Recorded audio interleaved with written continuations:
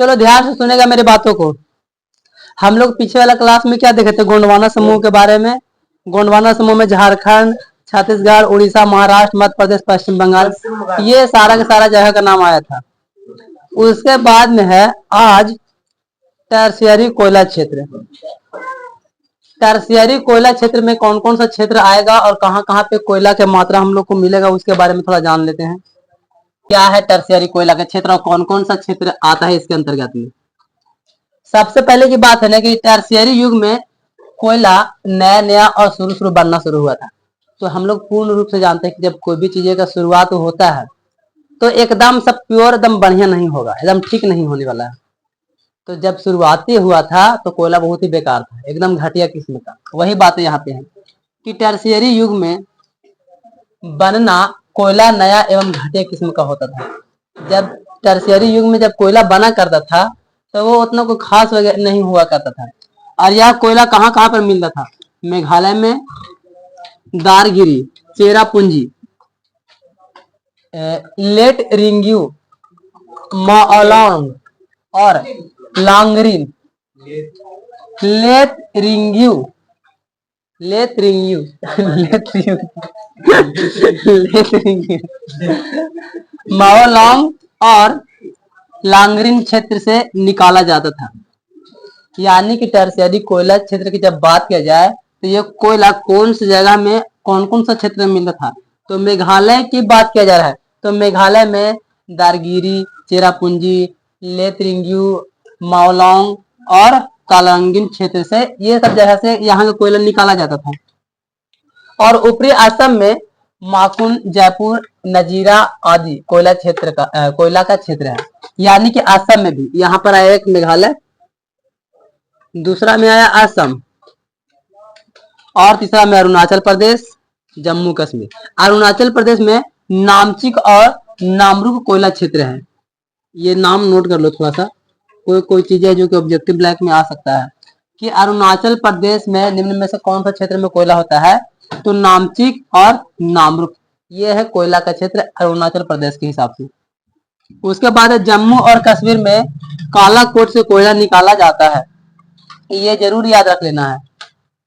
कालाकोट, कालाकोट हो सकता है कि कभी कभी शायद हम देखे हैं, आता है, नाम तो सुना हुआ लग रहा है, ट्यूशन में कभी पढ़े हैं कि कालाकोट का।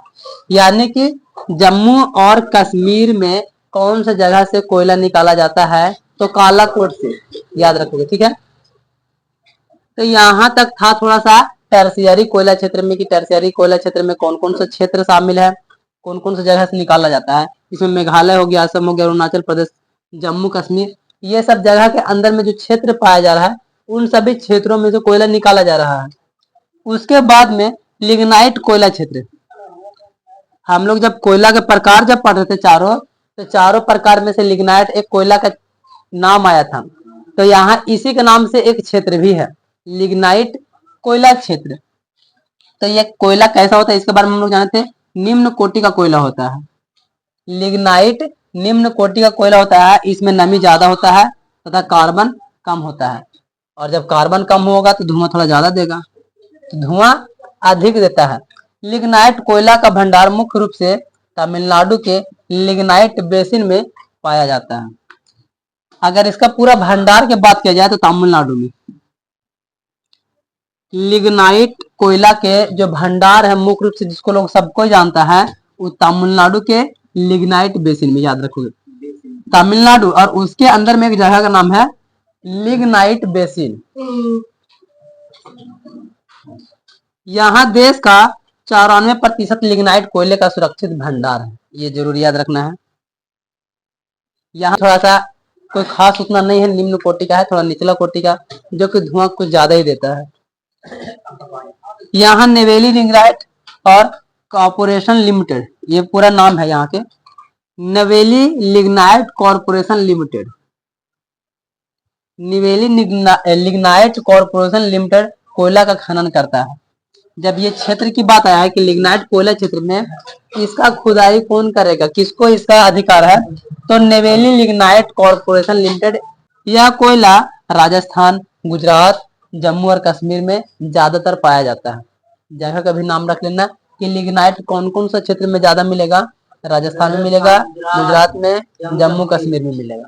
ठीक है, तो यहाँ तक तो समझे थे कि लिग्नाइट कोयला के बारे में, टर्शियरी कोयला क्षेत्र के बारे में। अब इसके बाद समझ लेते हैं कि पेट्रोल के बारे में। पेट्रोलियम क्या है, यहाँ पे पेट्रोलियम के बारे में बात बोला जा रहा है।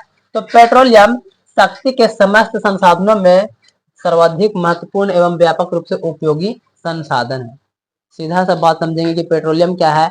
पेट्रोलियम एक प्रकार का संसाधन है जो कि सर्वव्यापी है। सबसे अच्छा माना जा सकता है ये समस्त साधनों में, सर्वव्यापी और महत्वपूर्ण भी है। आधुनिक युग में, यानी कि आज के जमाना की अगर बात किया जाए तो आधुनिक युग में भी राष्ट्र इसके बिना अपने अस्तित्व को कायम नहीं रख सकता है। अभी सपोज कर लिया जाए कि पेट्रोल को हटा दिया जाए तो दुनिया में सब अस्त व्यस्त हो जाएगा, गाड़ी कैसे चलेगा। आज के जमाना में पेट्रोल का काफी योगदान है। अभी और बहुत सारा चीज है जो कि पेट्रोल से ही बनता है, तो अभी नीचे लिखा हुआ है, उसको जब जानेंगे तो लगेगा कि हाँ, पेट्रोल हटने के बाद लगेगा कि सब चीज खत्म हो जाएगा। तो जैसे में क्या क्या चीजें है कि पेट्रोल से क्या क्या चीजें बनाया जा सकता है। इससे विभिन्न प्रकार के वस्तु बनाया जा सकता है। गैसोलीन, डीजल, किरासन तेल, स्नेहक, कीटनाशक दवाई, दवा भी पेट्रोल से बनता है, पेट्रोलियम, साबुन, कृत्रिम रेशा, प्लास्टिक, इतना सारा चीजें जो है वो पेट्रोल से ही बनता है। तो जाहिर सी बात है कि जब पेट्रोल को हटाया जाएगा तो इंसान को लगेगा कि कुछ असंभव सा जिंदगी हो गया है। हालांकि पहले नहीं था तो इसका आदत नहीं था, लेकिन जब आदत हो गया है और अचानक से हटा दिया जाए तो अधूरा अधूरा सा पूरा जिंदगी लगेगा। पेट्रोलियम शक्ति के स्रोत के साथ साथ अनेक उद्योगों का कच्चा माल भी है। यानी कि ये शक्ति तो दे ही रहा है, पेट्रोल गाड़ी वगैरह चलाने में मदद कर ही रहा है, प्लस में बहुत सारी चीजें का कच्चा माल है जो कि ये सब वस्तु बन रहा है यूज करने वाला, उन सबका कच्चा माल ही है। सपोज कच्चा माल क्या होता है, जिसको से कोई नया वस्तु बना दे वही कच्चा माल। अब चीनी का हमको निर्माण करना है तो उसके लिए गन्ना रहेगा तब न चीनी होगा, तो गन्ना कच्चा माल होगी चीनी का। तो यहाँ प्लास्टिक बनाना है तो पेट्रोल रहेगा तो प्लास्टिक बनना संभव है, कुछ इस तरीके से।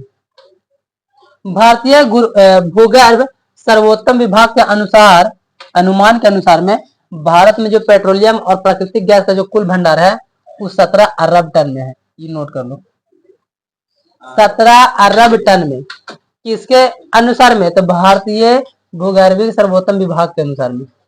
जैसे वन विभाग वगैरह होता है ने, ठीक उसी तरीका से होता है कि भूगर्भिक सर्वोत्तम विभाग, सॉरी सर्वेक्षण ना सर्वोत्तम, भूगर्भ सर्वेक्षण विभाग, भूगर्भ सर्वेक्षण विभाग के अधिक अनुसार में, यानी कि भूमि के नीचे का जब सर्वेक्षण किया जाता है तो उन लोग का कहना है कि 17 अरब टन हम लोग के पास में पेट्रोल और प्लस में प्राकृतिक जो गैस है वो उपलब्ध है। अब यहाँ पे देखो, हम सोचने वाली बात है ये, भारत विश्व का मात्र 1% पेट्रोलियम उत्पादन करता है, ये जरूर याद रखोगे, 1% ही मात्र। बताओ यार कि 100% में 1% भारत के पास में है, एकदम पेट्रोल के मामले में सबसे पीछे, और 99% दूसरा जगह पे, सब थोड़ा थोड़ा करके सब जगह बटा हुआ है। तो बताओ यार, वहां जहां भी खुदाई होता है, दुबई में घर वो बना लो खुदाई होता है तो तेल भी निकलता है तो कह सकते वहां बहुत ज्यादा तेल की मात्रा है, और हमारे देश में मात्र 1% से पेट्रोल निकल पाता है। भारत में पहली बार जो खुदाई हुआ था, यहाँ से नीचे सारा का सारा याद रखोगे क्योंकि ये सारा का सारा ऑब्जेक्टिव की संभावना पूरा पूरा है। भारत में जो पहली बार हुआ था वो 1866 में ऊपरी असम घाटी में तेल का कुआं खोदा गया था। पहली बार 1886 तेल का खुदाई करने के लिए जो पहली बार कुआं खोदा गया था 1866 ईस्वी में। और कहाँ पे, ऊपरी असम, असम के ऊपरी भाग में, ऊपरी घाटी में, असम के ऊपरी मतलब ऊपरी असम घाटी में। और 1890 में डिगबोई क्षेत्र में तेल मिल गया। शुरुआत किया था 1866 में, और मिला हम लोग कहाँ 1890 में खुदाई करने के बाद में। तो बच गया 4 और यहाँ पर हो गया 8 में 6 के 2, 24 साल के बाद मिला तेल। अब सोचने वाली बात है, 1866 में खुदाई स्टार्ट हुआ, 1890 में मिल पाया, और भी डिगबोई क्षेत्र में मिला था। ये जगह का भी नाम याद रख लेना है कि जब तेल का खुदाई स्टार्ट हुआ था तो कौन से क्षेत्र में पहली बार तेल का मतलब कि उत्पादन हुआ था, मिल पाया था, तो डिगबोई क्षेत्र में। 1959 में खंभात के तेल क्षेत्र की खोज हुआ।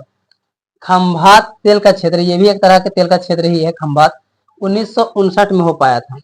1975 ईस्वी में मुंबई हाई में तेल का पता चल गया। 1975 ईस्वी की बात की जाए तो मुंबई हाई में तेल के बारे में पता चला कि हाँ यहाँ पर भी तेल का मात्रा है। और इतना सारा घटना होने के बाद ये बातें समझ में आया कि अब भारत भी धीरे धीरे करके तेल के मामले में थोड़ा सा आगे बढ़ते जा रहा है, क्योंकि ये सब जब खुदाई वगैरह हुआ तो लोगों को समझ में आना शुरू हो गया कि अब यहाँ भी तेल निकल रहा है, वहां भी निकल रहा है, तो तेल के मामले में थोड़ा हम लोग भी थोड़ा सा आगे जा सकते हैं, ऐसा संभावना हो गया।